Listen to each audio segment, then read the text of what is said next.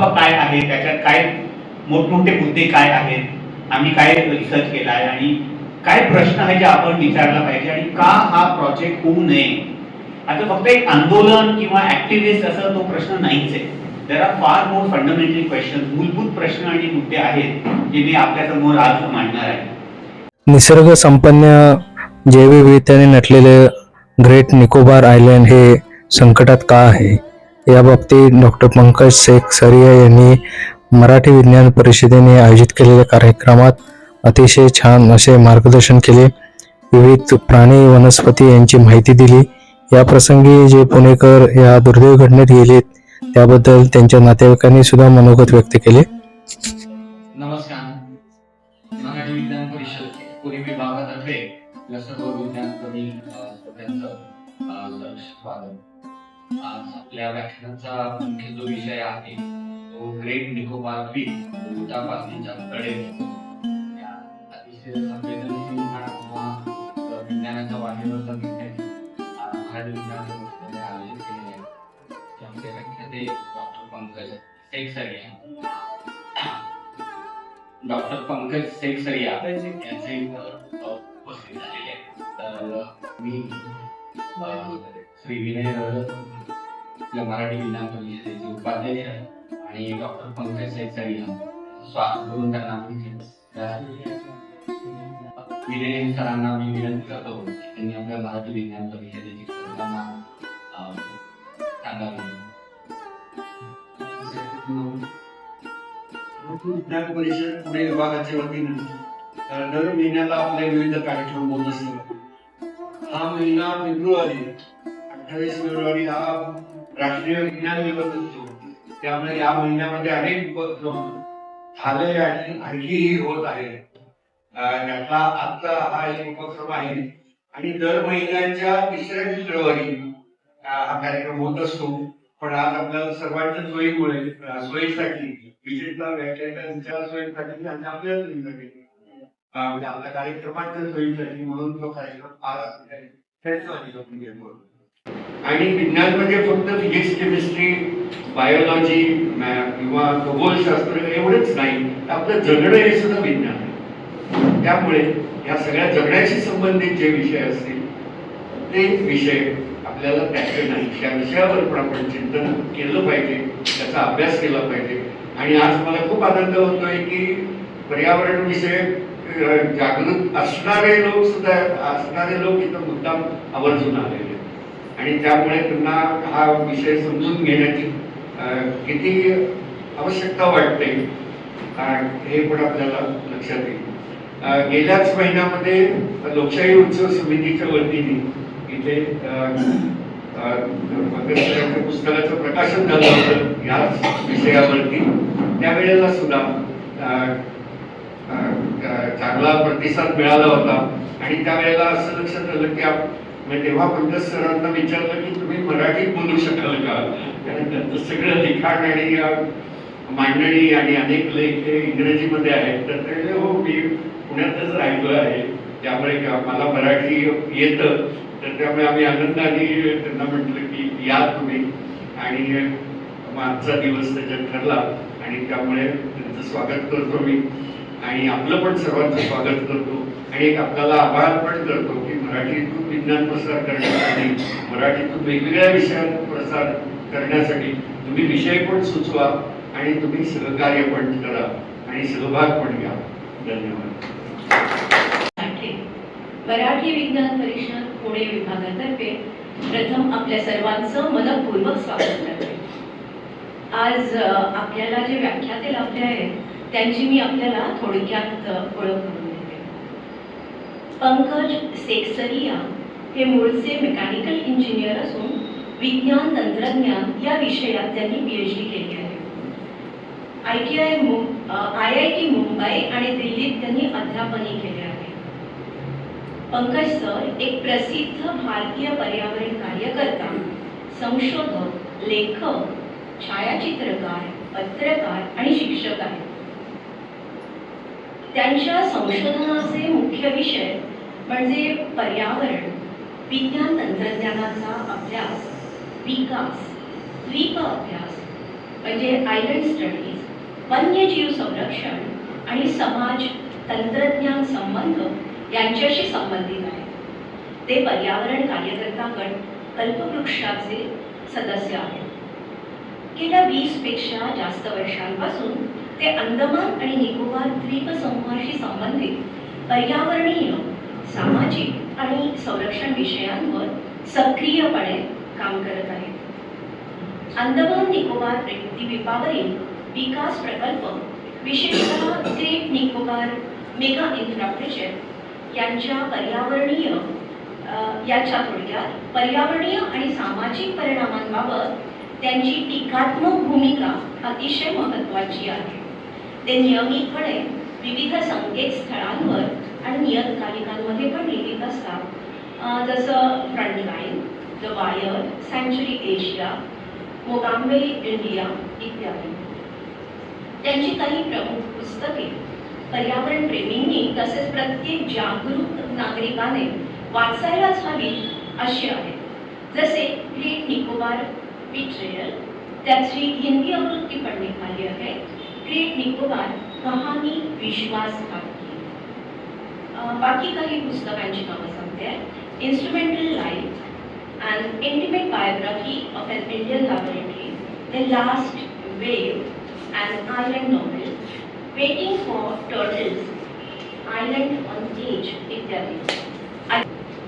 ते छायाचित्रकारी आहेत आणि पर्यावरण, वन्यजीव या विषयांवर सक्रियपणे ते नेहमी बोलत असतात, लिहित असतात आणि लोकांना जागृत करत असतात. थोडक्यात पंकज सेक्सरिया हे भारतातील पर्यावरण संरक्षण, शाश्वत विकास आणि द्वीपांच्या मुद्द्यांवरील प्रमुख आवाजांपैकी एक आहे असं म्हणूया. आपण सगळेच जण त्यांना ऐकायला खरं म्हणजे खूप उत्सुकच आहोत. अशा तळमळीच्या आणि धडाडीच्या पर्यावरण शास्त्रज्ञ, कार्यकर्ता यांची ओळख करून देण्याची संधी मराठी विज्ञान परिषदेने मला दिली, त्याच्याबद्दल मी आभारी आहे. धन्यवाद. नमस्कार. पहिल्यांदा सर्वांचा आभार आणि मराठी विज्ञान परिषदेचा खूप आभार. माझी मराठी एवढी चांगली नाही, मी पुण्याचा आहे, शाळा इथं झालेली आहे, पण घरी आम्ही हिंदी बोलतो आणि शिक्षण इंग्लिशमध्ये झालंय, तर पण बऱ्यापैकी ठीक आहे. तर मला आता आय फेल्ट करेजेस विनयने विचारलं की तू बोलशील का मराठी, बोललं ठीक आहे ट्राय करू म्हणून. तर थोडंफार तुटेल, थोडंफार चुकत तर प्लीज माफ करा. मागच्या महिन्यात लोकशाही उत्सवात ही चर्चा झाली होती आणि तेव्हा याच विषयावर मी तो प्रेझेंटेशन केला होता. तेव्हा विनय भेटला होता आणि त्यांनी विचारलं की तू तयार होशील का, आणि मी एकदम तयार झालो. कारण आणि त्यासाठी मी हा मंचाचा पण खूप आभार व्यक्त करतो की या विषयाबद्दल बोलणं खूप महत्वाचं आहे. आणि कारण हा एक असा विषय आहे जो सध्या ओपन सिच्युएशन, आपल्याला याबद्दल काहीतरी करता येईल अशी परिस्थिती आहे. ही परिस्थिती नाही की हा प्रोजेक्ट केला गेलाय किंवा काही करता येत नाही. खूप काय घडलंय. आजच्या ताई म्हणाल्या की आजच्या लोकसत्तेत जे आले तुम्ही वाचलंही असेल, क्लिअरन्सेस प्रोजेक्टला दिली गेली आहेत, पण तिथं जमिनीवर काही काम सुरू झालेलं नाही. तर त्यात खूप मुद्दे आहेत आणि विनय म्हणाला त्याप्रमाणे फ्रॉम अ सायन्स पर्स्पेक्टिव्ह खूप खूप महत्वाचं आहे. एक वैज्ञानिकरित्या काय तिथं घडतंय आणि तिथं काय होतंय, आणि जो प्रोजेक्ट या क्लिअरन्सेस झालेले आहेत आणि परवाच सोमवारी जे NGT सर्वांनी वाचले असेल की त्यांचा एन्व्हायरमेंटल क्लिअरन्स आलेला आहे, तो किती अनसायंटिफिक आहे आणि त्यात किती प्रॉब्लेम्स आहेत त्याचं मी तुम्हाला थोडंफार उदाहरण देणार आहे. पुढच्या 40 मिनिटात की हा प्रकल्प काय आहे, त्याच्यात काय मोठमोठे मुद्दे काय आहेत, आम्ही काय रिसर्च केला आहे आणि काय प्रश्न आहे जे आपण विचारला पाहिजे आणि का हा प्रोजेक्ट होऊ नये. आता फक्त एक आंदोलन किंवा ऍक्टिव्हिस्ट असं तो प्रश्न नाहीच आहे. There are far more fundamental question, मूलभूत प्रश्न आणि मुद्दे आहेत जे मी आपल्या समोर आज मांडणार आहे. तर उलथा पातळी ऑलरेडी माझं मराठी म्हणजे माझे पण तो एक जरा प्रॉब्लेम आहे की मला ते जमणार आहे का, पण आम्ही टायपिंग करताना की ॲट एन एज की एका कडेवर उभा आहे तो ग्रीप, आणि त्याची मी मांडणी तुमच्यासाठी आज करणार आहे. Next one please. Next slide. तर सुरुवातीचं म्हणजे मी तुम्हाला सांगेन की एक्झॅक्टली आपण कुठं ते बघतोय, पण 2021ला 4 वर्ष झाली नीती आयोगच्या म्हणण्यावर गुडगावची कंपनी आहे एकॉम इंडिया प्रायव्हेट लिमिटेड, त्यांनी एक 72,000 कोटी रुपयाचा ग्रेट निकोबार आयलँडसाठी एक प्रोजेक्ट मांडला. ते फक्त सुरुवातीला मी तुम्हाला काय आहे त्याच्यात एक इंट्रोडक्शन देतो आणि मग आपण आयलँड्स कडे ग्रेट निकोबारचं द्वीप त्याचा काय इतिहास आहे आणि मग या प्रोजेक्टचे काय त्याच्यावर परिणाम होणार आहेत ते आपण बघूया. तर ग्रेट निकोबारचा जो द्वीप आहे तो अंदमान निकोबार द्वीप मधला सर्वात दक्षिणेचा द्वीप आहे. इंडोनेशियाच्या सुमात्राचा जो द्वीप आहे त्यापेक्षा only about 70 to 80 nautical miles, म्हणजे शेजारचा असा द्वीप म्हणता आलं तर तो सुमात्राचा द्वीप आहे. 9,920 स्क्वेअर किलोमीटर हा जंगल आहे. खूपच सुंदर द्वीप आहे, खूप सुंदर जंगल आहे, तिथं किनारपट्टी खूप सुंदर आहे आणि त्या किनारपट्टीवर आपण इथं जे मॅप मध्ये पाहतोय तेव्हा 72,000 कोटी रुपयाचा प्रोजेक्ट 2021 मध्ये हे केला होता आणि ऑलरेडी म्हणण्यात खूप हे की 4 वर्षात त्याची 20% ऑलरेडी एस्टिमेट त्या प्रोजेक्टचे वाढले. 72,000 कोटी रुपयाचा प्रोजेक्ट आज ऑलरेडी आपण 90, 95 किंवा 1,00,000 कोटी रुपयाचा आपण म्हणतोय. तर जमिनीवर अजूनही काही काम सुरू झालं नाही तरी प्रोजेक्टची जी एस्टिमेट्स आहेत त्याचा हे अंदाज असा आपल्याला लागेल की जे प्रोजेक्ट यांनी प्रपोज केलेला आहे त्यांना ही कल्पना नाही की तिथं काय करायचं आणि काय करणार आहे. हा प्रोजेक्ट जो आहे त्याचे 4 मोठे कॉम्पोनेंट्स आहेत. सर्वात मोठा आणि सेंट्रल हा 1 नंबरचा जो आहे तो एक इंटरनॅशनल ट्रान्सशिपमेंट पोर्ट, की सामान येणं जाणं. 2 नंबरवर इंटरनॅशनल एअरपोर्ट, आता तो डुअल पर्पज केलेला आहे, आधी नव्हता. डुअल पर्पज म्हणजे डिफेन्स अँड सिव्हिलियन एअरपोर्ट. 3 नंबरची मोठी 130 स्क्वेअर किलोमीटरची नवीन वस्ती, नवीन टाउनशिप, त्यात टुरिझम, त्यात बऱ्याच काही काय होणार आहे. त्यात कमीत कमी सरकारचे जे आकडे आहेत पार्लमेंटमध्ये ते 10 लाख वृक्ष तिथं कापणार आहे. 9.64 lakhs ॲज इन पार्लमेंट तो नंबर दिलेला आहे. वैज्ञानिकांचं असं म्हणणं आहे की ते कमीत कमी 10 पट होते होऊ शकतं, कमीत कमी 30 लाख. कारण हे जे जंगल आहे ते खूप असं घनदाट असं जंगल असतो, ट्रॉपिकल रेन फॉरेस्ट आहे. तर 1 मिलियन 10 लाख जे वृक्ष आहेत ते अंडर एस्टिमेट आहेत. ते कमीत कमी 3 पटीने किंवा 10 पटीने ते नंबर असू शकतं. तर तो तिथं ते कापले राहणार आहेत आणि मग 4 नंबरचा जो आहे तो तिथला पॉवर प्लांट आहे. तर just to give you an idea की ही तिथं, आणि मला असं वाटतं की कॉन्टेम्पररी इंडियामध्ये गेली 2-3 दशकात एवढा एक मोठा प्रोजेक्ट आपल्याकडे मांडलेला गेलेला नाहीये. ॲज वन म्हणजे 1,00,000 कोटी रुपयाचा एक प्रोजेक्ट एका जागी. आपल्याकडे बरे मोठे प्रोजेक्ट झालेले आहेत, पण ह्या साईजचा प्रोजेक्ट बहुतेक झालेला नाहीये किंवा प्रपोज तरी झालेला नाही. Next one please. तर जे मुद्दे आहेत ते प्रत्येक ऍक्सिसवर आपण पाहिलं की ते मुद्दे आहेत ते पर्यावरणीय किंवा इकोलॉजिकल, जिओलॉजिकल खूप महत्वाचं ते आहे. आणि पुण्याचं मी नंतर आणि मी विसरलो तर तुम्ही मला आठवण करा, जिथं हा प्रोजेक्ट आज घडणार आहे तिथं पुण्याचा एक खूप 2004चा एक खूप दुःखद असा एक संबंध आहे. काही लोकांना माहितही असेल पण मी तुम्हाला ते कळून दे. आणि का that is the indication of what the problems are. तिथे आदिवासी जे लोक आहेत त्यांचा मुद्दा आहे. इकॉनॉमिकली जे आहे तिथे 72, 80, 1,00,000 कोटी रुपये खर्च करणार आहेत, त्याचा इकॉनॉमिक रिटर्न होणार आहे का, त्याचा खर्च कोण घेणार आहे ते खूप मोठा प्रश्न आहे. लिगल प्रोसेसेस आहेत.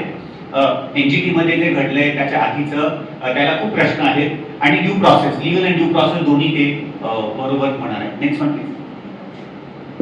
तर हे just a quick introduction. Andaman आणि निकोबारचे बेट आहेत. खूप इंटरेस्टिंग असा इतिहास आहे. मेनलँड इंडिया पासून खूप दूरचे आहेत आणि मला असं वाटतं की पुण्यापासून भारताचा कुठलाही एक अंग सर्वात दूर असेल तो निकोबारचाच असेल. आपण जर एक सर्कल ड्रॉ केला पुण्याचं हे करून तर I don't think anything is further from where we are sitting in India from great Nicobar island. तर हे अंदमानचे द्वीप उत्तरेकडे 10 डिग्रीचा लॅटिट्यूड लॉन्जिट्यूड, त्याला 10 डिग्री चॅनल म्हणतात. आणि मग निकोबारचे द्वीप हा आहे सुमात्रा आणि हा ग्रेट निकोबारचा द्वीप आहे which is at 6.5 degrees north latitude. तर देशातला सर्वात पॉलिटिकल इंडियाचा सर्वात दक्षिणचा जो टोक आहे तो ग्रेट निकोबार आयलँडवर आहे. कन्याकुमारी जे आहे ते रफली 7 डिग्रीज नॉर्थ लॅटिट्यूड. तर अर्ध्या डिग्रीनं तो खाली पडतो. इंदिरा पॉइंटच्या नावाने आपण ऐकलं असेल. आणि हा जो स्टार दिसतोय हा सुमात्राच्या कडेला बांदा आचेल्या टोकाला खूप महत्वाचं आहे. आपण याच्यावर येऊ नंतर. पण ही जागा आहे तिथं 2004 चा भूकंप झाला. 26 डिसेंबर 2004 चा जो सर्वात 9.3 ऑन द रिक्टर स्केलचा जो मोठा भूकंप झाला होता आणि त्याची सुनामी आली होती ती इथं घडली होती. तर तुम्ही आणि या आयलँड्स मध्ये अजूनही एक खूप इंटरेस्टिंग गोष्ट घडलेली फ्रॉम अ सायंटिफिक पर्स्पेक्टिव्ह ते आपण नंतर येऊ. पण this is the location, this is the context of this project. Next one please. हा खूप महत्वाचा आहे पिक्चर, आपण नंतर येऊ याला. हा लाईट हाऊस जो आहे तो इंदिरा पॉइंटचा भारताच्या सर्वात दक्षिणच्या टोकाचा लाईट हाऊस आहे. हा लाईट हाऊस पाण्यात का उभा आहे? 2004 च्या आधीचे आपण जर फोटो पाहिले तर हा जो लाईट हाऊस होता तो जंगलात उभा होता. तर हे जे तिथं घडलंय, तिथं जो बदल झालाय तो खूप मोठा बदल झालाय. आणि हा प्रोजेक्ट जो आहे त्याचा खूप याच्यावर परिणाम किंवा त्याची इम्प्लिकेशन्स आहेत. And I will leave that as a mystery. आपण नंतर या प्रश्नावर येऊ की हा इथं का पाण्यात का उभा आहे आणि जे काय इम्प्लिकेशन आहे ते खूप महत्वाचे आहे. Next one please. Next one. आणि सर्वात टोकाचा, दक्षिणेच्या टोकाचा आहे तर the southernmost general stores of India. दक्षिणेतला सर्वात भारताचा काय म्हणतात मराठीत सदर्न मोस्ट दक्षिणेतला किराणाचं दुकान.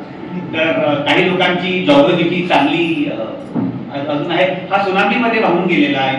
ही जुनी पिक्चर आहे 2002 ची.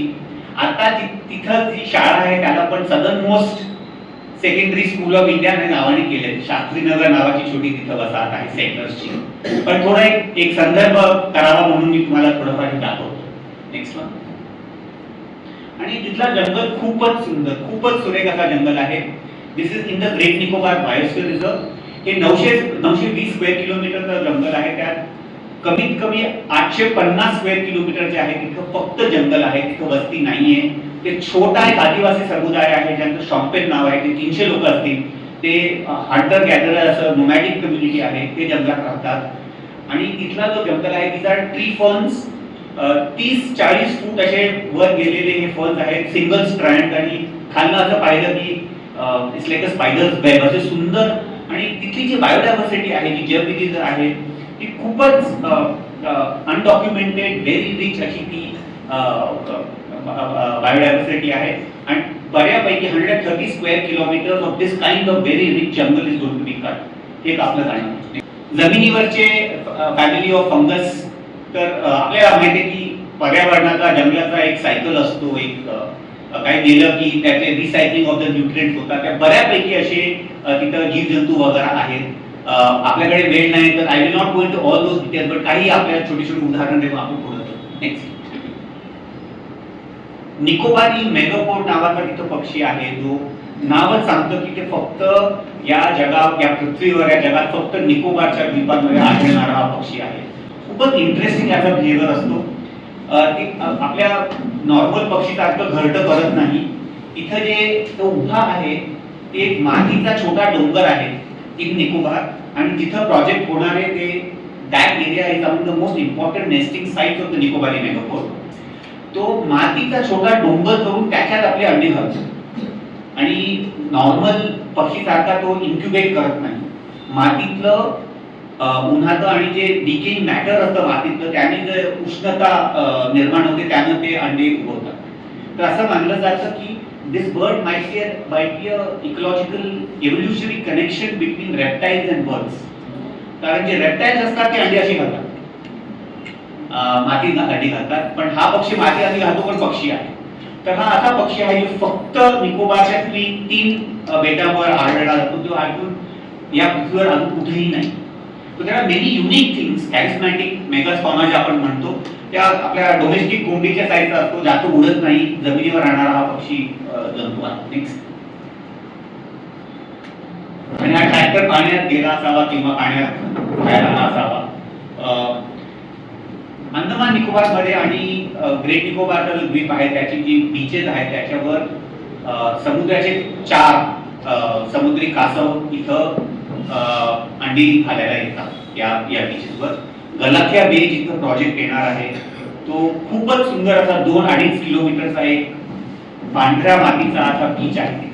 तिथं 4 प्रजाती तिथं अंडी घालायला येतात आणि त्यात सर्वात महत्वाचं म्हणजे तो हा कासव आपला अंडा देऊन तो आपल्याला माहिती असेल परत जातो तेव्हा जे फ्लिपर्स असतात त्याने हे सुंदर असे काही मुवमेंटसाठी हा एक सुंदर निशाण असं सोडून जातो. Next one please. हा तो कासव आहे जायंट लेदरबॅक, जो समुद्रातला सर्वात मोठा जो 7 प्रजाती असतात त्यातला सर्वात मोठा जायंट लेदरबॅक टर्टल. जो तुम्ही इथे येऊ शकता पुढे. 600-700 किलोग्रॅम वजनाचा हा जनावर आहे. 6 फुटी लांबीचा असतो आणि गलाथियाचा जो बीच आहे तो नॉर्दर्न इंडियन ओशन मध्ये सर्वात महत्वाचा नेस्टिंग साइट जायंट लेदरबॅक टर्टलचा आहे आणि त्याच बीचवर त्याच किनाऱ्यावर हा पोर्ट येणार आहे. Next one. ओके, तर थोडे हा संदर्भ देऊन ऍक्च्युली प्रोजेक्ट मध्ये काय होणार आहे किंवा काय घडलंय किंवा या स्लाइडवर जे मी म्हणते की ते कॉन, ते आपल्याला काय शब्द असेल मराठीत? Con. How we are being fooled, how we are being cheated in that sense. So this is Galathea bay. This is Indira point. इथं तो लाईट हाऊस असतो. हा एक 10-12 स्क्वेअर किलोमीटरचा हा बे आहे आणि याच्या हे आजचा हा म्हणजे गेल्या महिन्याचा पिक्चर आहे. खूपच सुंदर, काहीच नाही इथं असा सुंदर हा बे आहे. इथं 2 किलोमीटरचा हा एक समुद्री किनारा बीच आहे जिथं कासव येतात. गलाथिया नावाची नदी येते जी मेनलँडच्या मानाने एक छोटासा एक स्ट्रीम सारखी असेल पण इथं सर्वात मोठी नदी आहे. ही नदी इथं आल्यामुळे इथला जो बे आहे इथं पाणी वगैरे खूप सुंदर आहे, चांगलं पाणी आहे आणि इथं खूप असे बेज आहेत आणि सर्वात इम्पॉर्टंट सर्वात मोठा जो बे आहे तो गलाथियाचा. इथं म्हणून ते कासव येतात.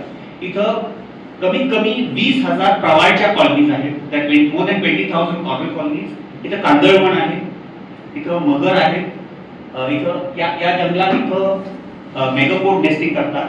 तर बऱ्यापैकी इथं जैवविविधतेच्या मागणीने what is also known as CRZ-1A.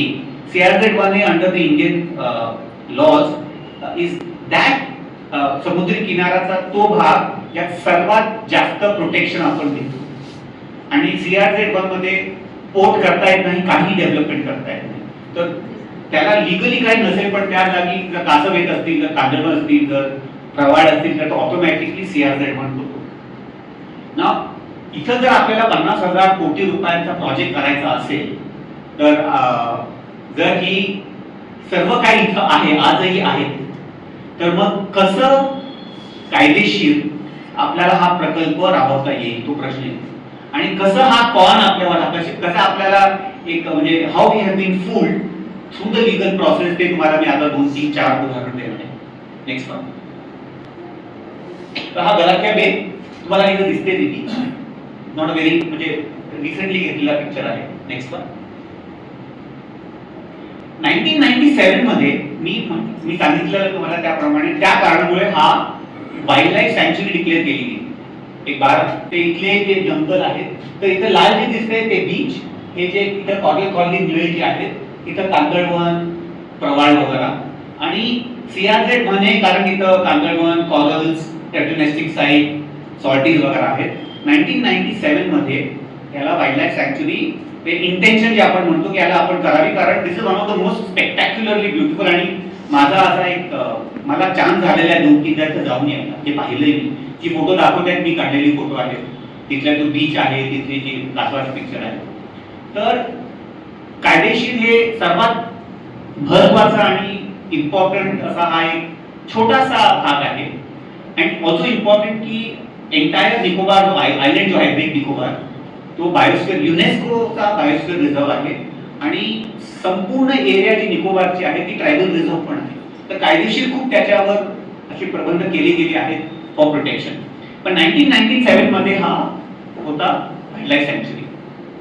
Wild life सँच्युरी असेल तरी तर पोर्ट आपल्याला बांधता येत नाही. CRZ-1A असेल तर आपल्याला पोर्ट बांधता येत नाही. तर ही जो प्रोटेक्शन आहे ती आपल्याला काढण्याची गरज असते. ती गरज काढली नाही तर कायदेशीर तुम्हाला काही तिथं करता येत नाही. तर नेक्स्ट मंथ प्लीज. आणि हा पोर्ट आहे बरं का, हा पोर्टची डिझाईन आहे 2021 मध्ये जो एकॉन रिपोर्ट आलेला आणि आमच्याकडे डॉक्युमेंट आहे, I will share them with you. त्याच डे मध्ये तुम्ही आता बघताय, तुम्ही ओव्हरलॅप म्हणजे ओव्हरले केलं तर लक्षात येईल तुम्हाला. हा बीच इथं नदी येते, हा बघा 3 किलोमीटरचा ओपनिंग आहे माऊथचा, हा बेचा. इथं याचे बल्स येणार आहे आणि शिपिंग नीट व्हावी म्हणून आता इथं ब्रेकवॉटर्स करणार आहोत. तर सर्वात मोठं first thing that comes to mind is की 3000 मीटरची ओपनिंग आज ती फक्त 300 मीटरची राहणार आहे जर पोर्ट झाला. तर कसा तो कासव जो वर्षानुवर्षे इथं येत आहे त्याला कसं कळणार आहे की आम्हाला इथं आता हे आणि इथं शिपिंग येईल, इथं पोल्युशन लाईट म्हणजे ते संपून जाईल. आज जे सीआरझेड आहे, आज इतकं महत्वाचं आहे, ते कम्प्लिटली नष्ट होईल. करंट्स चेंज होतील, मातीचं येणं जाणं बंद होईल. वी हॅव नो आयडिया की कसे पर्यावरणामध्ये कसे बदल होतील. पण हा जो प्रपोजल आहे जो याच्यात आहे. पण जर वाईल्ड लाईफ सँक्च्युरी असेल तर हा आपल्याला प्रोजेक्ट करताच येत नाही. तर खूप मजेदार गोष्ट आहे. 2021च्या मार्च मध्ये मी तुम्हाला आधीच्या स्लाइडमध्ये दाखवलेला जो रिपोर्ट होता तो प्रकाशित केलेला in March of 2021. Till January of 2021 this was a wild life sanctuary. अजून प्रोजेक्ट प्रपोजल प्रकाशित झालेला नाहीये, पण ज्यांना माहिती हवी आहे त्यांना ती माहिती आहे. तर 2021च्या जानेवारीमध्ये पर्यावरण मंत्रालयाच्या नॅशनल बोर्ड फॉर वाईल्ड लाईफची मीटिंग होते आणि त्यात ही वाईल्ड लाईफ सँक्च्युरी डिनोटिफाय करते. Next please.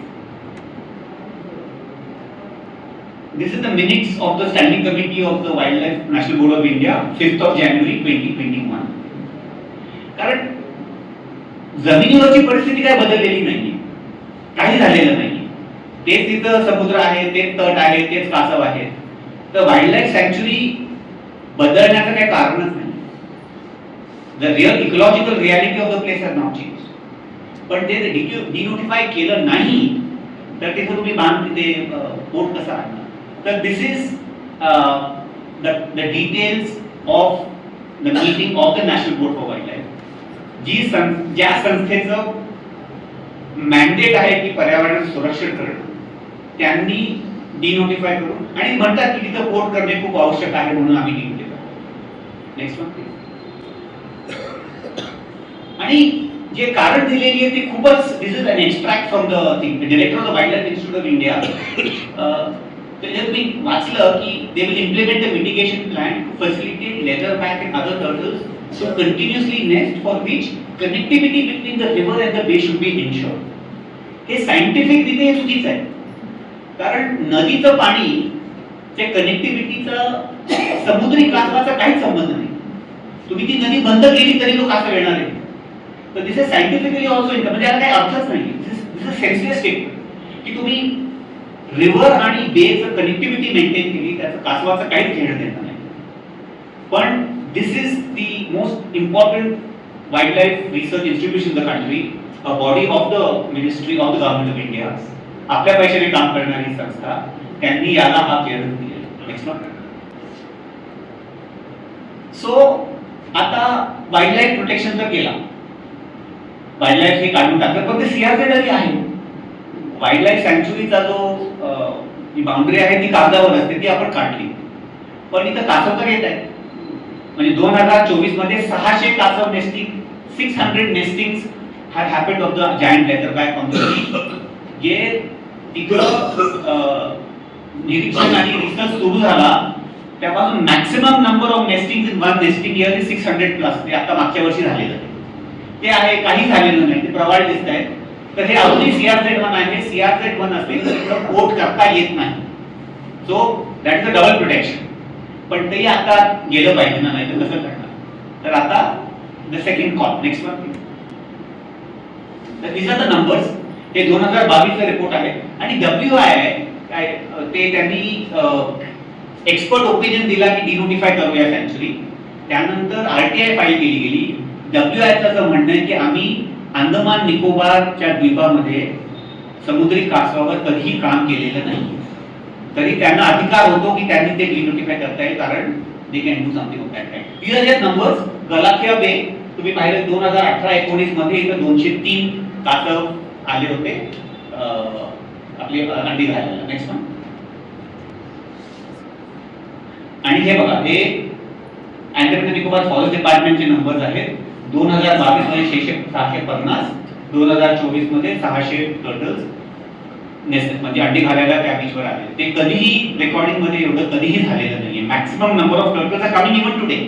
आपण बोलतोय यावेळी तिथं फेब्रुवारीच्या महिन्यात तिथं नेस्टिंग चालू आहे. तर ते CRZ-1 आहे, ते नो डाउटिंग दॅट फॅक्ट. ते आपल्या हातात नाहीये. नेक्स्ट. पण ते आता करू शकत नाही. तर काय झालं, this is where it started in the national green tribunal, जे परवा त्यांचा ऑर्डर आलेला. पुण्याचे आशिष कोठारी आहेत, त्यांनी पिटिशन फाईल केला होता. खूप काही घडलं. मग national centre for sustainable coastal management नावाची चेन्नईला संस्था आहे, जे integrated coastal zone management plans करतात. तर त्यांना ही जबाबदारी दिली गेली की तुम्ही त्या बघा काय करायचं ते. तर त्यांनी म्हणे 2-3 दिवसात तिथं सर्वे केला. आणि next.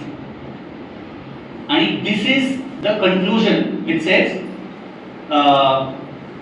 the report submitted by the National Council for Sustainable Coastal Management, it has been determined that the construction of port is permissible in 1B area but not permissible in 1A. So the National Council decided that no part of the project is falling under CRZ. म्हणजे याला काहीच अर्थ म्हणजे काहीच हे नाही. म्हणजे इथं नदी नाहीच आहे. तुम्ही डेव्हलपमेंट म्हणजे रिव्हरफ्रंट डेव्हलपमेंट राहू दे, तर नदीच नाहीये असं म्हणजे त्यांनी सांगून जात की मग तुम्हाला काय कन्स्ट्रक्शन करता येतं तुम्हाला. दिस इज नॉट CRZ म्हणे. आणि लॉजिक बघा, port is permissible in CRZ-1B, so this is CRZ-1. So the kind of scientific fraud, आपण वैज्ञानिक तुम्ही म्हणत होता विज्ञानाचं, तर ते the scientific fraud that is been committed and NGT has accepted this. NGTचा जो ऑर्डर आहे परवाचा, त्याच्यात खूप काही मी परवाच एक लेख लिहिलाय, मी प्रकाशित झालेला नाहीये. त्यांनी जी कमिटी गठीत केली पिटिशनला बघायला, त्या कमिटीचे मेंबर ते होते ज्यांनी प्रोजेक्ट प्रपोज केला किंवा ज्यांनी परमिशन दिली. तर कमिटी नीती आयोगचा मेंबर आहे, पर्यावरण मंत्रालयाचा मेंबर आहे, अंदमान निकोबार ऍडमिनिस्ट्रेशनचा मेंबर आहे. आणि प्रोजेक्ट कोणाला हवाय? प्रोजेक्ट नीती आयोगला हवाय. प्रोजेक्टला पर्यावरण क्लिअरन्स कुणी दिलाय? मिनिस्ट्रीने दिलाय. तर मी गुन्हा केलाय आणि मीच आता निर्णय घेणार आहे की मी गुन्हा केलाय की नाही. So the conflict of interest is such an obvious. आणि त्याच्यानंतर मग असे काही घडले. NCSA सेम की इथं काही तुम्ही करा, तर काहीच नाहीये. So the evidence that available is completely ignored. Next one. तर आता CRZ-1B झाला. कागदावर लिहून टाकलं की बाबा CRZ-1 वाईल्ड लाईफ सँक्च्युअरीचं प्रोटेक्शन केला, CRZ-1 प्रोटेक्शन केला. आता तुम्ही पोर्ट बिंदास करू शकताय. So the fraud that is been committed. म्हणून आम्ही जी पहिली पुस्तक काढली त्याला द ग्रेट निकोबार बिट्रेयल, एक विश्वासघात आहे. आणि खूप प्रश्न विचारला मला की विश्वासघात खूप मोठा शब्द आहे, पण this is the kind of विश्वासघात at multiple levels that is happening. Next one. खूप व्हेरी इंटरेस्टिंग. इथले जे लेदरबॅक टर्टल्स आहेत, forest department, Indian institute of science यांचा सॅटेलाइट स्टडी आहे. Not the turtles on great Nicobar, म्हणजे या जातीचे जे अंदमान निकोबारला येतात, ते अंदमानच्या एका बेटावर त्यांनी सॅटेलाइट ट्रॅकर लावले होते. ते इथं अंडी घालून ऑस्ट्रेलिया आणि आफ्रिका 10-12 हजार किलोमीटर जातात त्याच्यात. आणि हे this will be the same thing with the turtles from Galathea. तर एक आपण जर पाहिलं की आपण इंडोनेशिया आणि ऑस्ट्रेलियाशी संबंध करत खूप लाखो वर्षापासून या प्राण्यांनी ऑलरेडी करून टाकलेला आहे. This are among the biggest trackers. 12, 13, 14, 15 हजार किलोमीटर हे प्रत्येक वर्ष असं स्विमिंग करून येतात. And the giant leatherback is the deepest diving turtle आणि डायनासोरच्या काळापासून पृथ्वीवर आहे. It is a living fossil. आणि तो जो बीच आहे जिथं हा प्रोजेक्ट होणार आहे, जिथं मी तुम्हाला दाखवलं की वाईल्ड लाईफ सँक्च्युअरी होती, तो नॉर्दर्न इंडियन ओशन मधला सर्वात महत्वाचा तो नेस्टिंग साईट आहे, तो जाणार आहे हा project. This is one example of. Next one. This is a very interesting thing. हे स्क्रोल मध्ये आत्ताच वैष्णवी राठोड नावाची जर्नलिस्ट आहे, तुम्ही वाचले असेल की कसं फ्रॉड केलेलं आहे हे मी तुम्हाला दाखवतो. म्हणजे she has used some fantastic map मी दाखवतो तुम्हाला. Next one. हे बघा, हे 2020 चा मॅप आहे. हा आपला गलाथिया बे. इथं वाईल्ड लाईफ सँच्युरी आहे, कारण आता 2021 झालेलं नाहीये, MOA ची मीटिंग झालेली नाहीये. हे जे तुम्हाला दिसतंय छोटं छोटं छोटं, हे प्रवाळ दाखवतंय. हे बीचेस अँड कॉरल रीफ्स. हा बीच, आणि हे बघा, हे जे संपूर्ण त्याचं कोस्टलाईन आहे, हे इथं कॉरल्स आहे. 2020 मध्ये इथं कॉरल्स आहे, इथं नेस्टिंग आहे, इथं वाईल्ड लाईफ सँच्युरी आहे. नेक्स्ट वन, हे 2021 गायब. कॉरल प्रवाळ 20,000 कॉलनीज गायब झाल्या. जमिनीवरची परिस्थिती बदलत नाही 6 महिन्यात, आणि 2,000 कॉलनीज कसे जाणार? आणि खूप इंटरेस्टिंग आर्टिकल आहे, तुम्ही पहा. इथं आता ही जी कॉलनी इथं होती, ती सगळी आता इथं आली. This is official map accepted by the government of India and in the NGT. ही सरकारी संस्था आहे. आणि वैष्णवी आणि त्यांच्या टीमने खूप सुंदर एक काम केलं की बॅटिमेट्री मॅप्स असतात, की समुद्राच्या पाण्याचा तिथं खोल आहे, ते मॅप्स त्यांनी या मॅपवर लावले. आणि इथली जी डेप्थ आहे, त्या डेप्थ मध्ये प्रवाळ होत नाही. ते मला नंबर आता आठवत नाहीये, पण त्या आर्टिकल मध्ये आहे. पण जस्ट गॉन म्हणते. तर काय आपण करू शकतो आपल्याला करायचं असेल तर what is science, what is विज्ञान, what is process, what is credibility, what is honesty, what is accountability. म्हणजे काहीतरी घडलं असेल ना, की 2020 मध्ये ते मॅप, 2021 मध्ये म्हणजे ते नदी होती आणि मग उद्या नदी नाही, असं कसं होतं का? मॅपवर बदलली, मॅपवर गेली, आणि त्याचं कारण आपल्याला नीट माहिती आहे काय. पण हे इथं घडलेलं आहे, इथं चाललंय. आणि NGT ने याच्याकडे दुर्लक्ष केलं. NGT ने याची काहीच, दे have not considered any of this. Not only the conflict of interest, पण हे असं घडलेलं आहे. त्यांचं असं म्हणणं आहे की आता हे CRZ-1B, आपण सकाळी उठलो आणि गेलं. This is the kind of fraud that is being committed. Next one, हे बघा, these are the corresponding maps. तोच मॅप, हे प्रमाण दाखवतंय आपल्याला 2020 मध्ये, 2019 किंवा 2021 चा हा मॅप.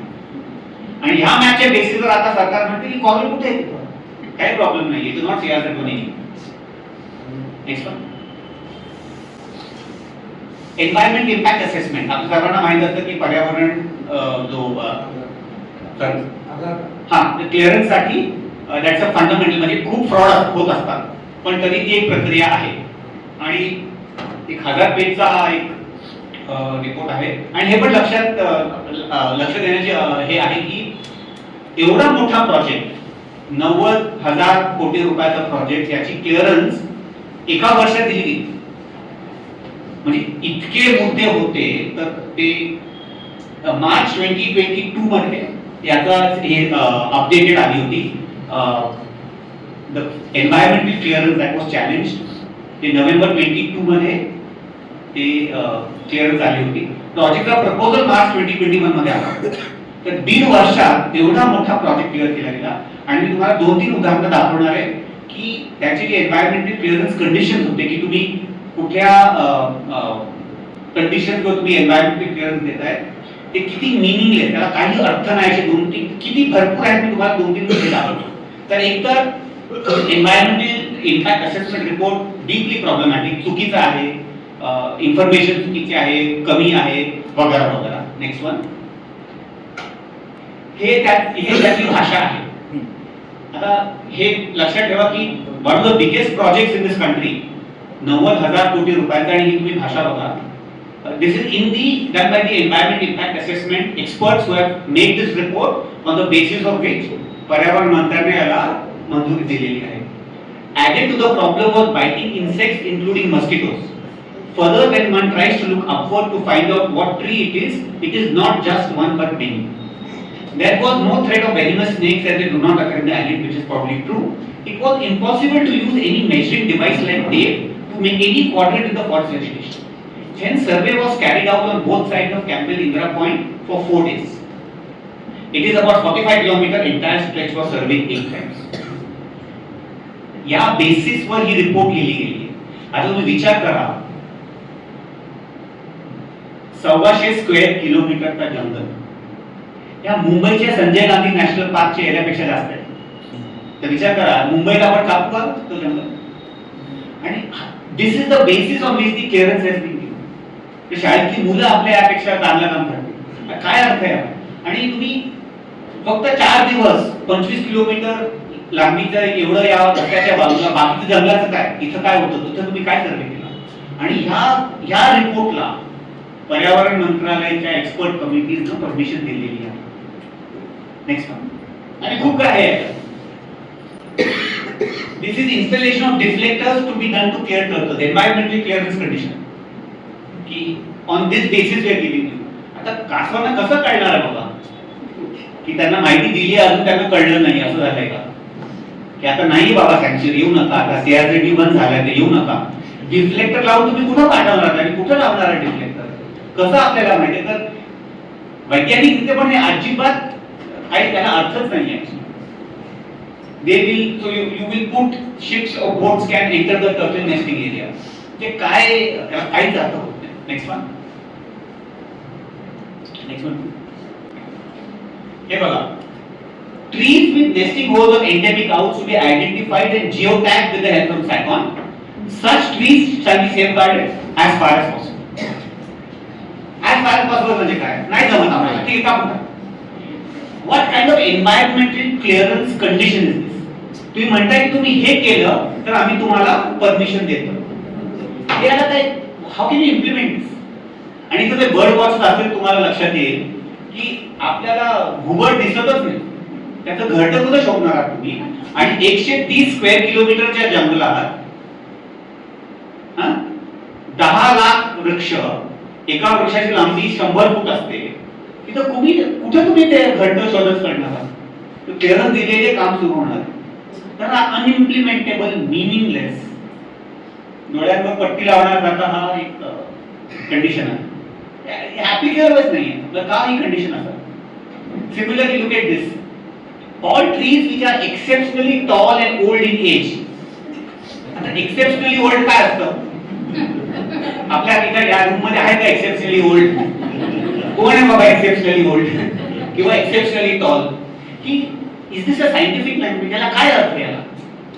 अँड ते पण shall be safeguarded as far as possible. If it is not possible, then they will not safeguard it.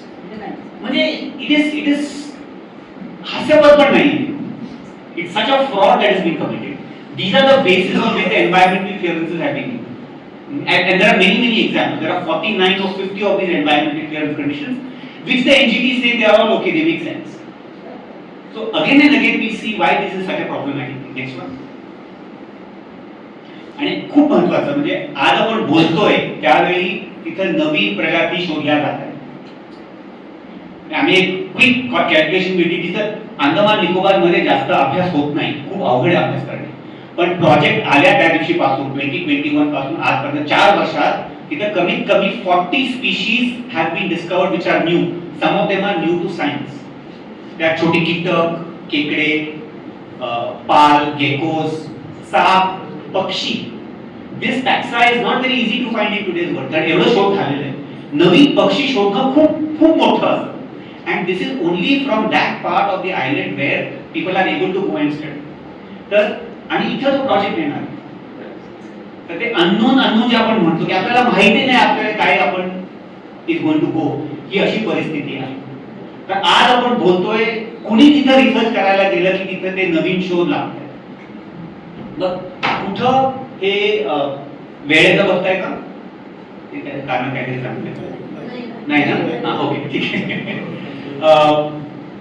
ते हे नोव्हेंबर मध्ये 2 महिन्या आधी एका महिन्यात तिथं 2 स्पीशीज डिस्कवर हे झालेलं. एक सापाचं, नेक्स्ट वन प्लीज.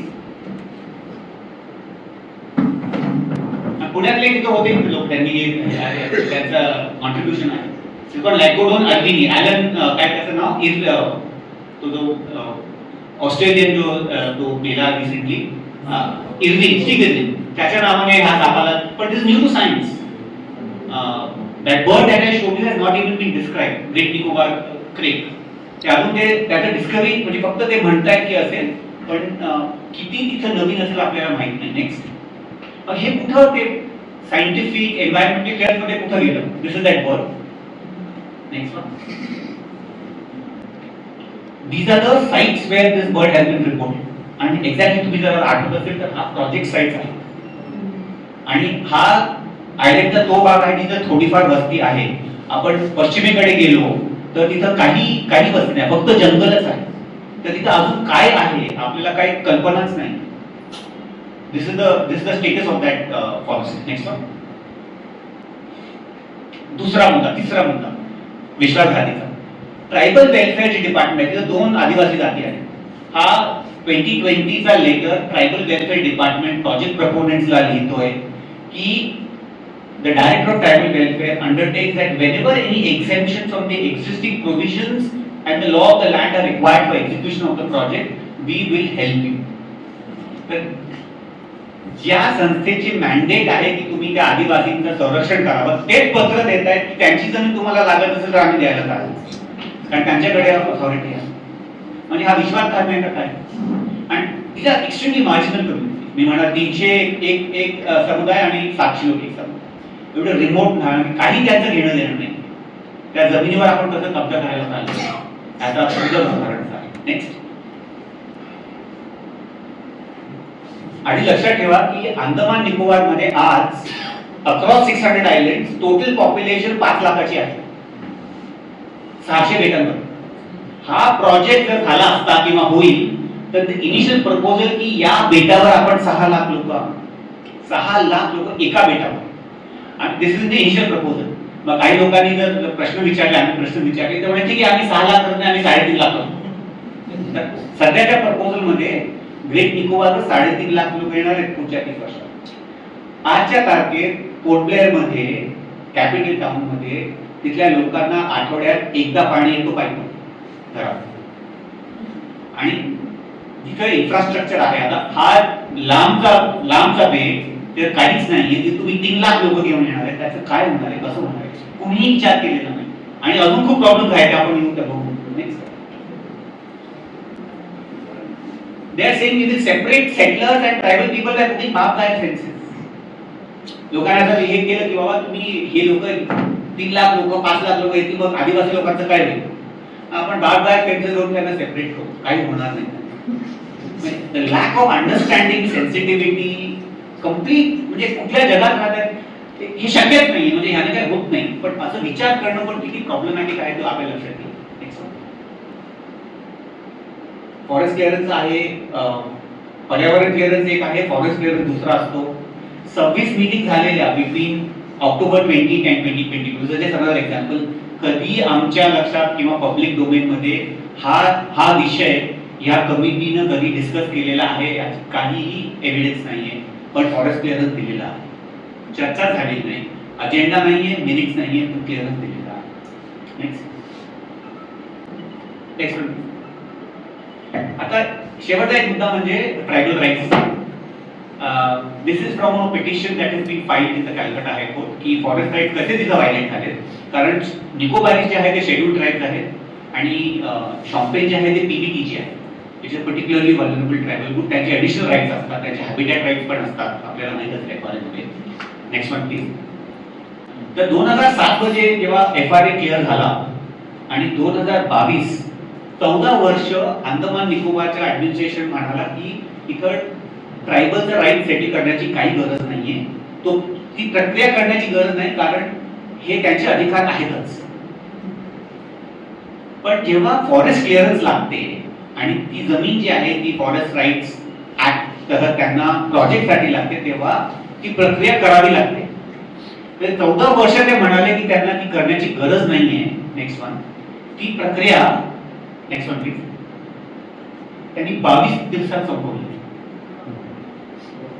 समिती गठीत केल्या, मीटिंग झाल्या, आणि ते कम्प्लिटली इलिगल, कारण त्याच्यात आदिवासींचं रेप्रेझेंटेशन नाही. जे लोक तिथं नसायला पाहिजे ते कमिटीमध्ये होते, जे असायला पाहिजे ते कमिटीमध्ये नव्हते. पण जे 14 वर्ष त्यांना गरज पडली नाही, ते जुलै 26 ला त्यांनी कमिटी गठीत केली आणि ऑगस्ट मध्ये परमिशन देऊन टाकली.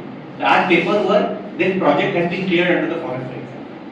Among the most vulnerable communities in the most richest forests in this country. आणि ही प्रक्रिया घडलेली आहे किंवा घडलेली नाही. Next one. आणि तुम्ही मागच्या महिन्यात त्यांनी प्रेस कॉन्फरन्स केली निकोबारी ट्रायबल कम्युनिटीने की आमच्यावर प्रेशर आणण्यात येतोय की इन्फॉर्मली आपल्या लँड तुम्ही देऊन टाका. 2 इयर्स अगो आम्ही पुस्तक केलं होतं, त्याच्यात त्यांचा पत्र आहे की आम्ही फॉर्मली एनओसी दिली होती, पण आमच्या लक्षात आलं नंतर की हे आम्हाला माहिती नव्हती आणि आम्ही आमची जो क्लिअरन्स आणि परमिशन आहे तो आम्ही परत घेतो. पण सरकारचं म्हणणं आहे की ती प्रक्रिया आम्ही केली तेव्हा तुम्ही काय म्हटलं नाही, आता आम्हाला तुमचं मंजूर नाही. तर their permission technically has been granted. This extremely hyper technical and hyper bureaucratic approach की वेन ज्या लोकांची जमीन आहे ती आहे ते म्हणतात की आम्हाला नको आहे. कारण जर निकोबारी आदिवासी आहेत ते समुद्र किनारी राहणारे आहेत आणि त्यांना सुनामीमध्ये खूप नुकसान झालं होतं. तर त्यांना कॅम्पल बे नावाचे त्या ऍडमिनिस्ट्रेटिव्ह हेडक्वार्टरचं तिथं आणायला आणलं होतं. आता 20 वर्ष झाली त्यांना परत जायचं त्यांच्या जंगलात त्यांच्या वस्तीमध्ये, त्यांना जाऊ देत नाही आहोत. आणि त्यांची खूप असं की आम्हाला इथं नाही राहायचं. It's like a small town shanty town झालंय ते पामेलमध्ये. टिनाचे घर आहे तिथं, पाणीचं ऑल काइंड ऑफ प्रॉब्लेम. पण in spite of all this no clearance happening. Next one खूप महत्वाचं की रिंग ऑफ फायर जे आहे जे where the world maximum earthquake भूकंप होतात, अंदमान निकोबार त्याचा भाग आहे. अंदमान निकोबारच्या बेटात आठवड्याला एकदा भूकंप येतो. दॅट इज द रिझन तिथं जे 26 डिसेंबर 2004 भूकंप झालेला तो मी तुम्हाला दाखवला, जो स्टार होता तो तिथं झालेला, तो एकदम निकोबारच्या द्वीपात झालेला. तिथं प्रत्येक आठवड्याला तिथं भूकंप येतो. Next one. These are very interesting images. तो लाईट हाऊस का पाण्यात उभा आहे? कारण 26 डिसेंबर 2004 ला सुनामी आली, पण त्याच्या आधी जो भूकंप झाला त्या भूकंपाने ग्रेट निकोबार तट 15 फुटानं खाली गेलं. 15 फुटानं खाली गेलं. And this is a -4.25 metres. हा सेंट्रल निकोबारचा आयलंड आहे, 4 ते 7 मीटर त्या पाण्याखाली गेलेलं. हे सॅटेलाइट इमेजेस आहेत बघा. हे 21 डिसेंबर 2004 आणि हे 26 डिसेंबर सुनामीच्या दिवसाचा हा सॅटेलाइट इमेज आहे. आणि हा आयलंड आपण ग्रेट निकोबारचा बोलत नाहीये सध्या, हा कचाल आयलंड आहे. पण येलो सर्कल मध्ये जे लाल आहे ते आता पाणी खाली गेले, त्याला दिसत नाही. एवढा मोठा बदल झालाय. तर आपण जर आता पाहिलं, मला हात जर आपण पाहिला, उत्तरेकडे अंदमान, दक्षिणेकडे निकोबार आणि मध्ये समजा पोर्ट ब्लेअर, तर आपल्या मुलांच्या प्लेग्राऊंड मध्ये सीसॉ असतो ना, एक भाग खाली जातो आणि एक वर येतो. इथं असं घडलेलं. निकोबार 15 फुटानं खाली गेलेला आणि तुम्ही उजवीकडे वर पाहाल इथं अंदमानचे काय काय भाग 4 फुटाने वर आहे. एकदम अशी बदल झालेली त्या म्हणून तो लाईट हाऊस जो आहे तो आज पाण्यात उभा आहे. Not because of tsunami, because of the earthquake. Next one. हे बघा, हा तोच लाईट हाऊस आहे. आणि बँकॉक काय म्हणतं, topography of the island is best suited for the port which was not even damage by the tsunami of December 2000. म्हणजे हा डॅमेज नसेल तर मग तुम्हाला काय पाहिजे डॅमेज? खोटं बोलणं देतं. आणि प्रत्येक आठवड्याला भूकंप येतोय, तर बाकीचं सोडा, ते तुम्ही 50,000 कोटी रुपये तिथे निवेश करणार, त्याचं काय होणार? आणि 3 लाख लोक तुम्ही इथं आणणार आहात, त्यांचं काय होईल? त्याची जबाबदारी कोण घेणार?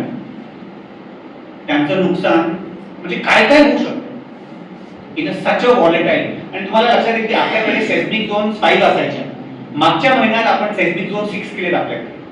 आणि आता फक्त 3 जागी आहेत ज्या सेस्मिक झोन 6 आहेत. हिमालय नॉर्थ ईस्ट, अंदमान निकोबार आणि कच्छ मधला काही बाकीचे सेस्मिक झोन 4 and 5 आहेत. These are the 3 of the most seismically active zones in the country. आणि इथं हे चालतं. Next one. This some interesting study, I mean some scientific material saying काय झालेलं. तिथं 6,000 पेक्षा अर्थक्वेक झालेल्या सुनामीच्या अर्थक्वेक नंतर त्या पाण्यात, त्या बेटांमध्ये. किती व्हॉलेटाईल ती जागा आहे लक्षात घेण्यासारखं. नेक्स्ट. हे बघा कधी केव्हाचं आहे, हे नोव्हेंबर 2025 चा. 6 initial this was tsunami warning होतं. 6 किंवा 7च्या भूकंप आला होता इथंच सुमात्राच्या शेजारी. परवा झालेला भूकंप इथं actually day before is. Next one. So the question तो प्रश्न असा की मग हा प्रोजेक्ट का होतो, तर त्याला दोन मोठे कारण आहेत. आपण आणि ते तुम्हाला एक प्रश्न असेल आणि प्रश्न येतात. हा सुमात्रा हे बघा दिसत नाही ग्रेट निकोबार, हे मलाका स्ट्रेट्स आहे. मलाका स्ट्रेट मध्ये जगातला मॅक्सिमम शिपिंग जो जातो इथून जातो.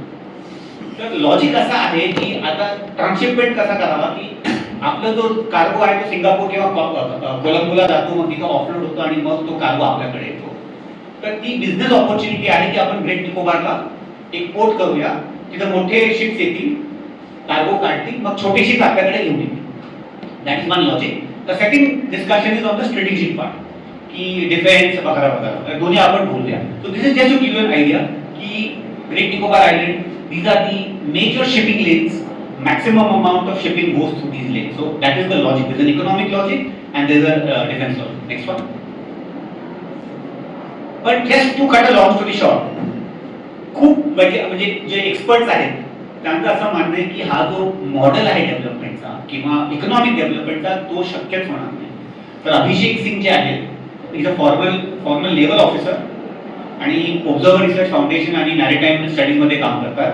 त्यांचं ऑक्टोबर मागच्या वर्षातला हा आर्टिकल आहे that this is a mirage of port led development, की आता नवीन ग्रीनफील्ड पोर्ट करणे आणि मग एवढी शिप्स येतील, सिंगापूरचा धंदा सोडून किंवा कोलंबो सोडून तुमच्याकडे येतील, तुम्ही त्यांना काय टॅरिफ असेल, त्याला काय तुम्हाला इन्व्हेस्टमेंट करावं लागेल, ते का तिथं येतील आणि तुम्हाला किती त्यांना म्हणजे तुम्ही त्यांनी यावं म्हणून तुम्हाला इन्सेंटिव्ह द्यावे लागतील आणि इथे इन्सेंटिव्ह दिली तर तुमचा हे कसं हे होणार, इन्व्हेस्टमेंट कसा रिकव्हर होणार आहे.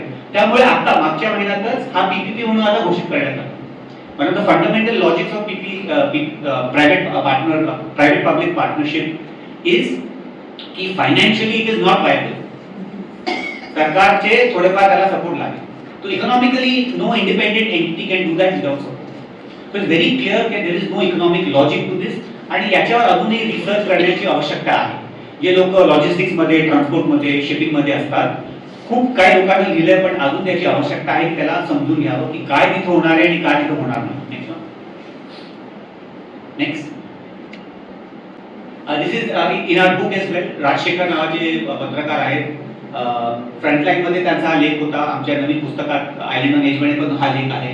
इथं numbers just don't add up. तो he has given lots of details आणि तुम्ही ते बघा, ते फ्रंटलाईन मध्ये पण आहे, ऑनलाईन आहे, पुस्तकात आहे, की हे जो आपण म्हणतोय की हा इन्व्हेस्टमेंट होणार आहे त्याचं there is no economic rational to success. Very very clear. Next one. मी डिटेलमध्ये जात नाही because in interest of time. पण आता निकोबार मध्ये आपण केलंय, तर आता ते पाक केलंय, तर आता गंगा स्नान करायचे आपल्याला. तर गंगा स्नान म्हणजे 150 स्क्वेअर किलोमीटर इथं जंगल कापला, तर आता हरियाणामध्ये 260 स्क्वेअर किलोमीटर जमीन आपण जंगल घोषित करावे. त्याच्यात खूप मुद्दे आहेत, कारण 200 स्क्वेअर किलोमीटर जमीन हरियाणात खूप मोठी असते. तर तिथं लोकांची वस्ती होती का, ते कोणाची जंगल आहे, ऑलरेडी जंगल आहे का, तिथं ऑलरेडी कॉम्पेन्सेटरी ॲफॉरेशन झाले का, ते खूप प्रश्न आहे. पण ते झालेलं आहे, कारण आपल्या पॉलिसी आणि एन्व्हायरमेंटल रेग्युलेशन मध्ये ते मान्य आहे की तुम्ही कुठे जंगल कापा आणि कुठे तुम्ही नवीन जंगल कापू टाका. तिथला जंगल तिथं तुम्ही करू शकता. तर आपलं सायन्स आणि आपलं एन्व्हायरमेंटल गव्हर्नन्स किती वर्ष झालंय ते आपल्या लक्षात येईल. तर 130 स्क्वेअर किलोमीटर हे 2000 किलोमीटरच्या लांबीवर आहे. ते तिथं जे पर्यावरण, तिथे जंगल, तिथं हवामान, म्हणजे काही संबंध नाही हरियाणाशी, पण तिथं हे करणार आहे. आणि नेक्स्ट, आणि आपल्याकडे जर असतं ते तिथं मायनिंग पण सुरू आहेच. ते इथला जंगल कापला, इथली जमीन जंगल केली, मग तिथं मायनिंग केलं, तर ते आपलं चालूच असतं. ते इथं पण जस्ट काय स्केल, म्हणजे काय आपण नुकसान करणार आहोत आणि कसं आपण स्वतःला एक विजय कॉर्निंग असेल, स्कूलिंग असेल. Next one.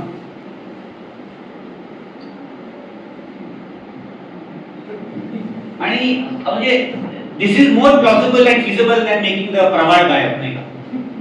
म्हणजे हरियाणा ते मेकअप होऊ शकतो किंवा नाव बदलू शकतो.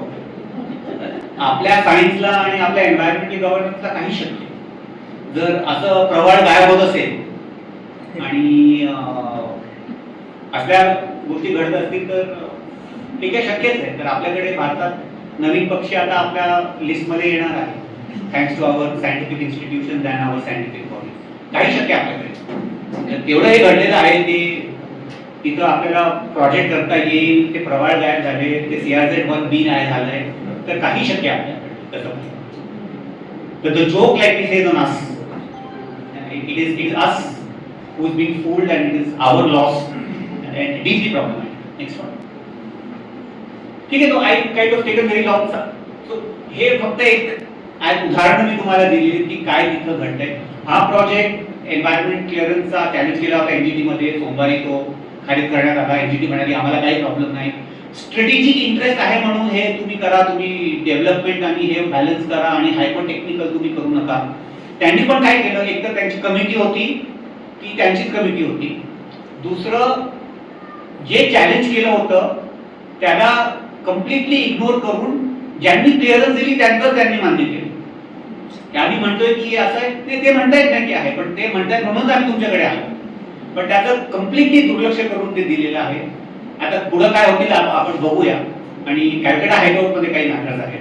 पण आता मी कमीतोय 2-3 जे आम्ही काम केली आहे, तर एक खूप महत्वाचं म्हणजे आम्ही खूप डिटेल टाइमलाईन तयार केली. कारण 4 वर्ष आम्ही जेव्हा काम सुरू केलं तर एवढी माहिती, मग आता तुम्ही विचार करा 90,000 कोटी रुपयाचा जो प्रोजेक्ट आहे त्यात किती कॉम्पोनेंट आणि किती डॉक्युमेंट्स. तर आमच्याकडे आम्हाला ते जमत नव्हतं. तर एक तुम्ही इथं स्कॅन केलं की you will go to a PDF, एक 30 पानाचं PDF आहे.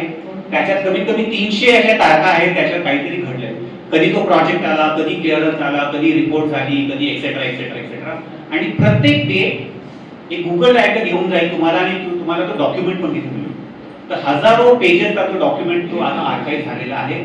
कुणाकडे तो अद्याप नसेल, सरकारकडे पण नसेल. Researchers, scientist, journalist, students are all using this. आणि आमच्या अशा लक्षात आलं की आमचा सर्वात मोठा कॉन्ट्रीब्युशन म्हणजे हा, की जी माहिती एकत्र येते आणि मग आपल्याला ते कळू लागतं.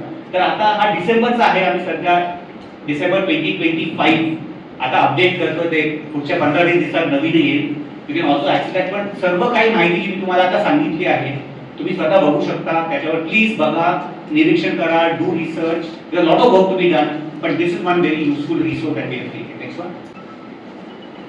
दिस इज द टाइमलाईन. असं तो टाइमलाईन आहे, डेट्स आहेत आणि प्रत्येक डेट मध्ये तुम्ही गेला की it take you to that. For example March 2021 is when the project proposal was released. तर तुम्ही इथं क्लिक केला की it will take you to that document and you can download that document. Next one. आम्ही एक ही website आहे. आम्ही एक kind of it's not very well organised, पण ग्रेट निकोबारवर जी काही माहिती असेल मागच्या 200 वर्षात ब्रिटिश डॉक्युमेंट्स, PhD थीसिस सर्व काही एक डंप म्हणून एक तयार केलं की ज्यांना काम करायचं असेल त्यांच्याकडे जास्त भटकून येते या. तुम्हाला जी माहिती पाहिजे थोडीफार ऑर्गनाइज आहे, थोडीफार ऑर्गनाइज अजून करायची आहे, पण खूप इथं माहिती आहे. कुणाला ग्रेट निकोबार बद्दल काही समजायचं असेल तर maps, documents, census reports, legal documents, all these project proposals सर्व काही त्याच्यात आहे. Next one. This is that. But you can also search Great Nicobar.org. If anybody wants to scan this or the earlier one, you can also write to me and then I can share it. Next. आणि हा मी WhatsApp group तयार केला आहे. It's a very undemocratic WhatsApp group. आणि लोकशाही उत्सव मध्ये आला ते मला आय हॅड टू अपॉलोजाइज की लोकशाही उत्सव मध्ये मी बोलून मी असं करतोय की हा मी केला की फक्त मी इथं पोस्ट करू शकतो. तुम्हाला काही अधिकार, तुम्हाला फक्त सोडून जाण्याचा अधिकार आहे. तुम्हाला पोस्ट करता येत नाही, तुमची चर्चा करता येत नाही, ओपिनियन देता येत नाही. But this has become a very useful resource. याच्यात there are 1000 members on this for the last 1 year आणि कुणी गेलेलं नाहीये बऱ्यापैकी. So I am doing a decent job. फक्त मी पोस्ट करतो. So it's a very good site. तुम्हाला जर माहिती लागत असेल, इंटरेस्ट असेल तर प्लीज जॉईन. रोज एवढी माहिती आहे, एवढं काही घडतंय. रोज 3, 4, 5, 6 पोस्ट मी टाकू शकतो आणि नो स्पॅम एट ऑल. फक्त information on the project. So please feel welcome to join. Please pass it on to friends. It has become a very useful resource.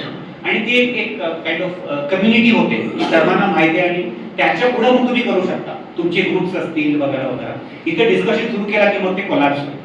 कारण सर्वांचे ओपिनियन्स असतात, सर्वांच्या हे असतात. So this is one resource that we created. Next one. आणि मग ही 2-3 पुस्तकं केलीत आम्ही. मी आणली पण आहेत आणि I will urge you to please buy copies. हे नोव्हेंबरच्या महिन्यात झालेला island on edge, I was the editor. आणि लोकशाही उत्सव पुण्याचा त्याचा प्रकाशन झालेला. 17 आर्टिकल्स आहेत. From journalist, researchers, scientist. मी म्हटलं की बऱ्यापैकी ती आर्टिकल तिथं आहेत ऑन इकॉलॉजी, ऑन लॉ. हे वेस्टलँडने प्रकाशित केलेलं. सो ती आयडिया वॉज की एवढी माहिती छापित आहे, पण एकत्र आणणे आणि ते एक पुस्तक करण्याने खूप महत्त्व झालेलं आहे. आणि this are latest publication next month. 1 year ago आम्ही ग्रेट निकोबार बिट्रेयल हा फ्रंटलाईननी जी मॅगझिन आहे त्यांनी ही पुस्तक प्रकाशित केली होती. इट्स सिमिलर आयडेंटिटी फ्रंटलाईनमध्ये आणि बाकीच्या पोर्टल्समध्ये जे आर्टिकल्स येत आहेत त्यांचा एक आम्ही संग्रह केला होता. So this is like volume 1 and this is volume 2. दोन्ही पुस्तकं इथं आहेत and they give a good idea of the various topics. The idea was की एका जागी आलं की आपल्याला लक्षात येतं की काय महत्त्वाचं आहे आणि ते एक थ्रेड बनतं. तर ही 2 पुस्तकं आम्ही केलेली. Next one.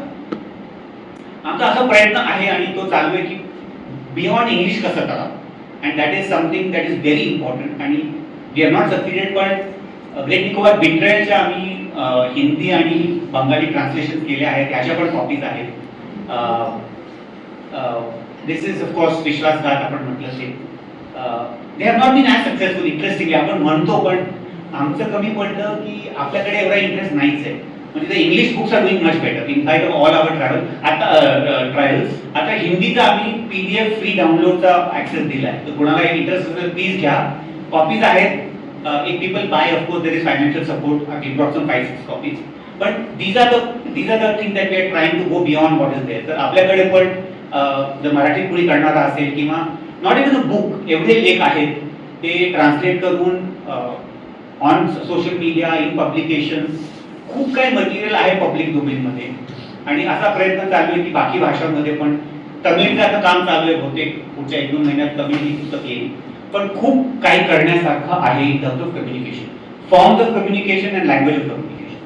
तर आणि जितकं फायनली मला असं लक्षात आलं की जितकं आपण पब्लिक अवेअरनेस करूया, कारण याचा प्रॉब्लेम असा आहे की खूप खूप दूरची जागा आहे, तर कुणी नाहीच आहे.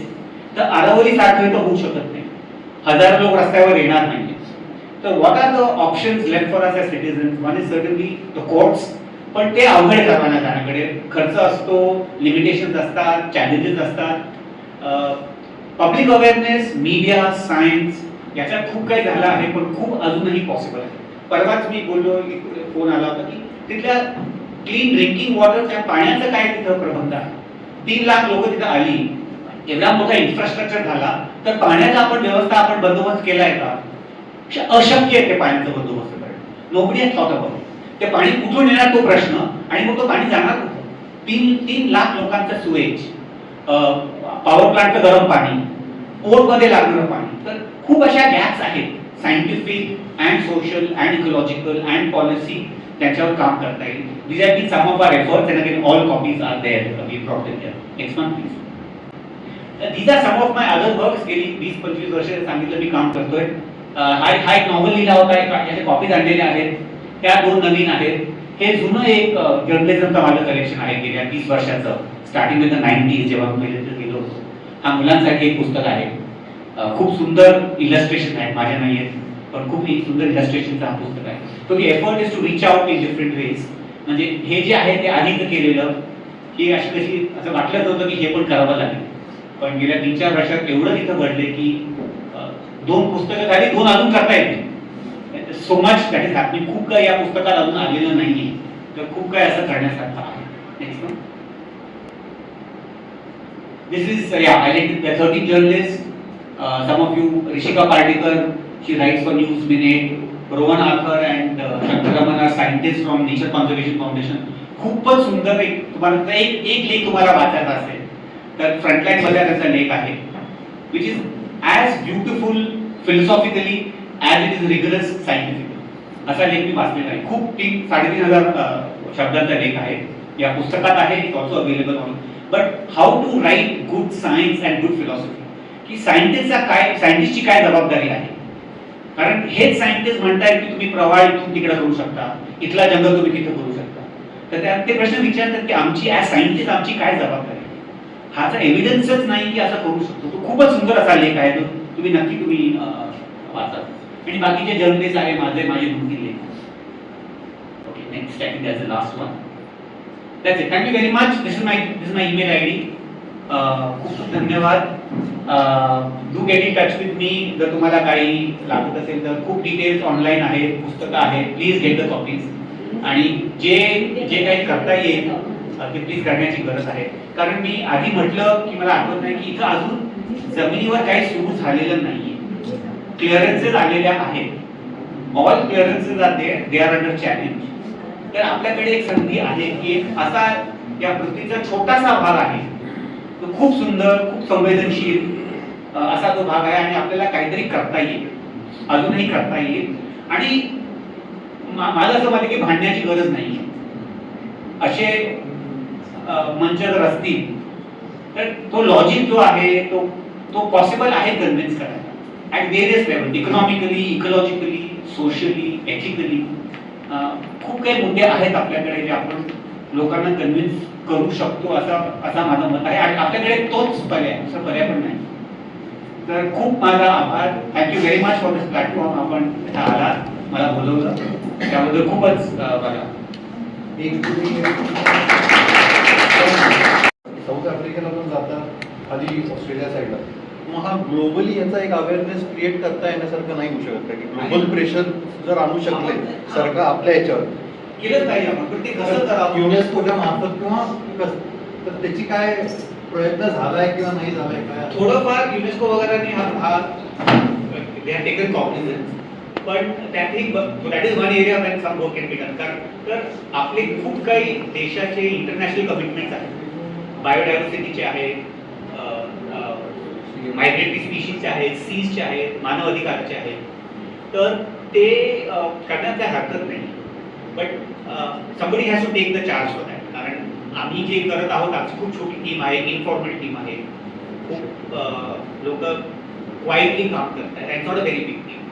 तर याच्या पुढे खूप काही करता येईल. आणि इंटरनॅशनल पातळीवर आपल्या पातळीवर खूप काही करता येईल. So it's a good point, it's a very important point. ते केलं पाहिजे, पण somebody has to take that lead. तुम्ही त्यांनी म्हटलंय तुम्ही स्वीकारला, ते जरा आपण प्रश्न विचारला पाहिजे की ते ऍक्च्युली तसं आहे का, की कुठल्या परिस्थितीमध्ये ते घडू शकतं आणि बाकीच्या लोकांनी काय नुकसान होईल आणि उद्या या 3 लाख लोकांवर सुनामी येऊन आणि झालं तर त्याची जबाबदारी कोण घेणार? छोटे मोठे मिळून एक 500-600 बेट आहेत. मी पण 2004 ते 2006 आपले आदरणीय रामप्रभा साहेब राज्यपाल होते. त्यावेळेला तिथं त्या सरांनी खूप चांगला गुड क्वेश्चन विचारला की इथं कोण कॉर्पोरेट येणार आहे. तर आधीपासून आपले टाटा आणि किर्लोस्कर तिथे काम करतायत. म्हणजे गुण्यागोविंदानं तिथं त्यांच्या सोशल इकॉनॉमिक फोरममध्ये ऍक्टिव्हेटेड आहेत. खूप चांगलं काम करतायत टाटा आणि किर्लोस्कर.